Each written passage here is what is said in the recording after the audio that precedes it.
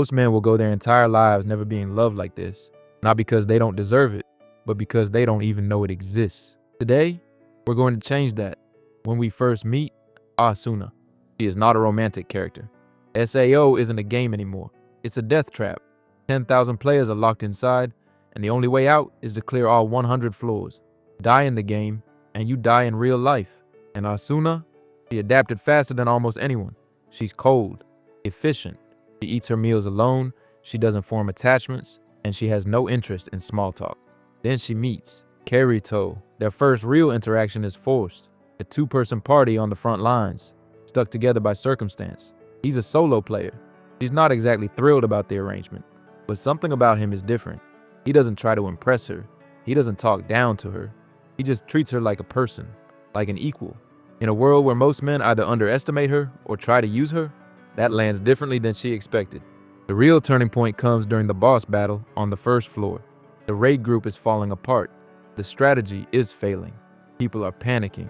And in the middle of all that chaos, Kirito and Asuna find a rhythm together, covering each other's blind spots, moving like they fought side by side for years. They beat the boss together. And in that moment, something shifts. Not romance yet, but recognition. She sees something in him she can't quite name. He's reckless in the way that only people who care deeply can be. He fights like he has something to lose, even when he pretends he doesn't. He files that away. He doesn't forget it. Like the video, we're just getting started. Time passes. They both keep climbing the floors separately. They build reputations, they grow stronger, and they occasionally cross paths. But then the universe keeps putting them back in the same room. And somewhere between the shared meals, and yes, Asuna's cooking becomes one of the most iconic running threads in the show, between the late night strategizing, quiet moments away from the battlefield, something neither of them planned for starts to grow. Love in SAO isn't soft, it's forged. These two people have seen the worst this world can do. They've watched people die. They've carried guilt and grief and the pressure of survival every single day. And still, in the middle of all of that, they choose each other. That choice, in the darkness, under pressure, when it would be so much easier to stay closed off. That's what makes their love extraordinary. But the moment that defines Asuna, it's not a romantic scene, it's a battlefield. Kirito gets paralyzed by a member of Laughing Coffin, a player-killer guild that doesn't just want to win. They want people dead. He can't move. He can't defend himself. He is completely exposed, and the blade is already coming. Asuna doesn't hesitate, defending and saving his life. But that wasn't the last time she would have to save him. Later, Kirito uncovers the truth about SAO, who built the trap, who locked 10,000 people inside, and why. He confronts the man behind it all. The final boss isn't a monster, it's a person, and that confrontation nearly kills him. Heathcliff, the leader of the Knights of the Blood Oath, is revealed to be Kayaba Akihiko himself, the architect of their prison. Kirito fights him and loses, but right before he finishes Kirito off, he takes the hit meant for him. In a game where dying means dying for real, he steps into the path of a killing blow without a second thought. What makes this moment so devastating is the silence in it. No speech, no dramatic declaration, just a woman who saw the man she loved about to be taken from her and put her body between him and the blade. That is not a gesture, that is a confession. Every word she never said out loud, every feeling she had been too guarded to name, answered in one single move. She chose him before she even had the words for it, and she proved it the only way that moment allowed her to, with everything she had. And Kirito, he matches her.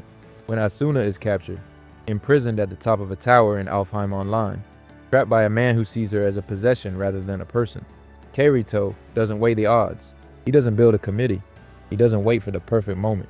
He fights through an entire game to reach her. Broken avatar, drained stats, overwhelming enemies. None of it stops him. There is a scene where he has literally been killed in-game, and he keeps moving on sheer will alone. That scene broke the internet for a reason. He climbs to the top of that tower and he brings her home. Kirito is not perfect. He carries survivor's guilt. He isolates. He takes on more than he should alone because he doesn't want to risk others getting hurt. He is, in a lot of ways, the kind of man who quietly believes he doesn't deserve to be loved the way he wants to be loved. And Asuna, this brilliant, fierce, extraordinary woman, looks at all of that and says, I see you, and I'm not going anywhere. She loves him with loyalty that doesn't flinch, with a presence that doesn't shrink. with a courage and vulnerability that matches the courage she shows with a sword in her hand. She doesn't complete him like he was broken. She accompanies him as an equal, as a partner, as someone who has chosen to walk the same road. In season 5 of SAO, she chose to stand by his side for 200 years, not because she was trapped, not because the system forced her hand. She made a deliberate, conscious decision to disconnect from the standard logout, knowing exactly what that meant, so that Kirito would not be left alone in a world that was no longer safe. Because of how severely the STL machines had accelerated time in the underworld, 2 centuries passed for them inside, while barely a moment moved in the real world. 200 years. Together, they didn't just survive it, they built something. Kirito and Asuna became the Star King and Star Queen, keeping peace in the underworld, exploring its edges, building a life that neither of them ever expected to have. 200 years of mornings, 200 years of knowing each other more deeply than most people ever get to know anyone. If you are enjoying the video, subscribe. Thank you.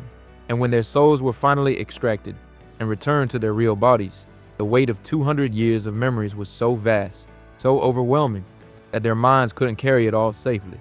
Those memories had to be sealed away just to protect their sanity. Think about that. She gave up 2 centuries. She gave up the world she knew, the people she loved, the life she had waiting for her, all of it, because she was not willing to let him face that alone.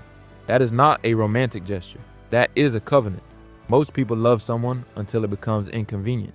Asuna loved Kirito across 200 years without a second thought about the cost. That is rare.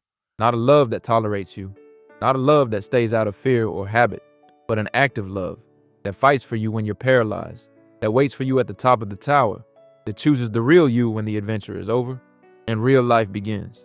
Asuna Yuuki is fictional, but what she represents is not. And if you've ever been loved like that, or if you're still praying for it, you know exactly what I mean. If this video spoke to you, share it with somebody who needs to hear it. Drop a comment.